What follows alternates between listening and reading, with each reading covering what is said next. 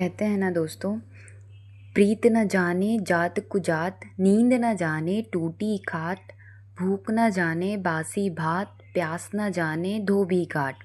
यानी कि प्रेम प्यार ऐसा ही है जिसे धर्म जात पंथ इनसे कोई मतलब नहीं रखता। और वैसे भी ये कितना आम होता जा रहा है जो हमारे समाज में, कि एक ऐसी महिलाएं जो जिनके बच्चे हैं या शादीशुदा होने के बाद भी वो प्रेमी के साथ भाग गई। मतलब अरेंज मैरिज क्या आप माँ बाप कर पाएंगे, क्योंकि वो विधवा होना ज़्यादा पसंद कर रही है पर जाएगी प्रेमी के साथ ही। तो क्या रिश्ते समाज और सोच हो गई है आज की, उसी के आधार पर आज की कुंडली है।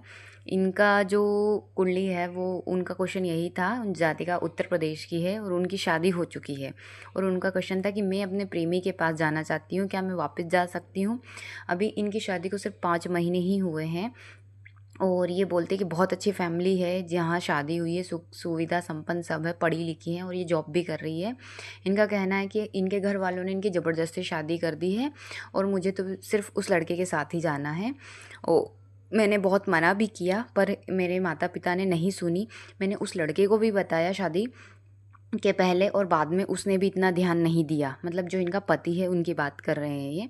तो इनका क्वेश्चन था कि अब मैं क्या करना चाहिए, अब मुझे क्या करना चाहिए। जिससे मैं प्रेम करती हूँ मुझे वो भी बहुत प्रेम करता है, वो कहता है कि तुम आ जाओ तो मैं तुम्हें अपना लूँगा।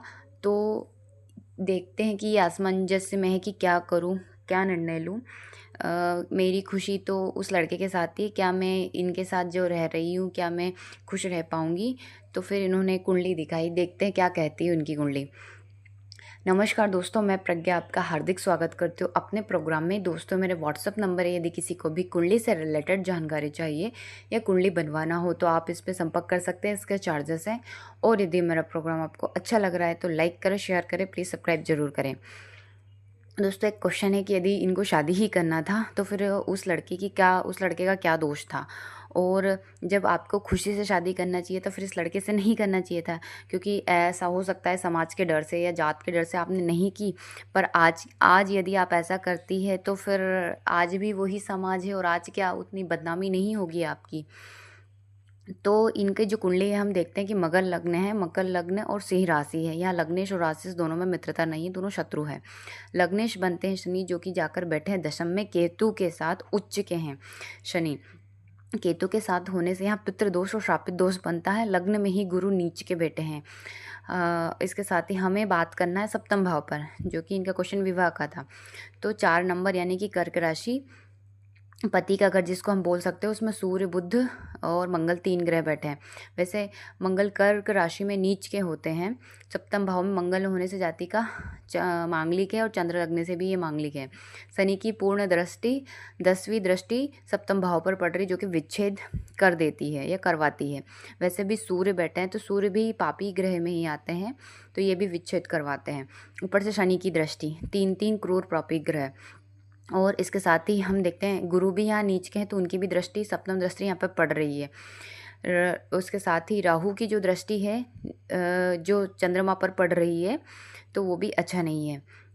इसके साथ ही हम देखते हैं कि सप्तम स्थान पूरी तरह से पीड़ित है। यानी यदि आप ये रिश्ता तोड़ते हैं तो सामने वाले जो है वो आपको धोखा जरूर देगा, क्योंकि आप ही की कुंडली में सप्तम भाव पीड़ित है, यानी दाम्पत्य पीड़ित है। चाहे वो आज लाख कसम खा रहा हो पर वो आपको धोखा देगा, क्योंकि आपका ही वैवाहिक सुख अच्छा नहीं है।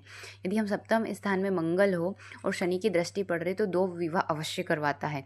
चाहे आप कितना भी विवाह कर ले, आपको सुख नहीं है तो आप ऐसी गलती ना करें। वैसे और भी कुछ अच्छे योग हैं कुंडली में, जैसे शुक्र बलवान है, दाम्पत्य का कारक है, स्वराशि का है, लेकिन नीच के गुरु की दृष्टि पड़ रही है शुक्र पर। साथ ही सूर्य बुध बुधादित्य योग लगा हुआ है। शनि उच्च के हैं दशम में, जो शश नामक महापुरुष योग जो बनाते हैं। मंगल सूर्य पराक्रम योग बनता है। शुक्र पंचम में बली होना, ये भी अच्छा ही है। चंद्रमा सूर्य का परिवर्तन योग, तो काफ़ी सारे अच्छे योग भी है और बुरे योग भी है। पर कुल मिलाकर हम बात कर रहे सप्तम भाव की, यानी कि दाम्पत्य सुख की। वैसे भी इनको मंगल की महादशा चल रही है जो कि नीच के हैं। तो यदि आप ऐसा करते तो आपको धोखा मिलेगा, फिर आप कहीं के भी नहीं रहेंगे।